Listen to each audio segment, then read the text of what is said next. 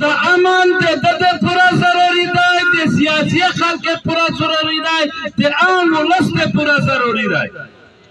خو د امیر د ریاست په منځ کې فرق دی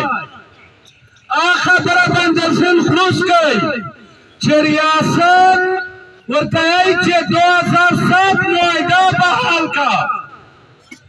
نو په دا باندې مشر نه دي منلي 2007 معاهده څه په FCR کې وو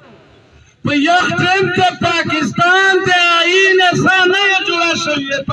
او دا قبایل نو دغه د پورا دا ورته وایي چې هغه بحال کا او دا ورته وایي چې نه فاټه د ځمکړې دي په 2018 کې نو ویست پاکستان د آئین اصلاح جوړه شوې قبایل چې کوم دي نو زه دا سیمه چې د پاکستان د آئین اصلاح جوړه شوه د دغه ژماور بیا ریاست دی په ریاست مشر ووځي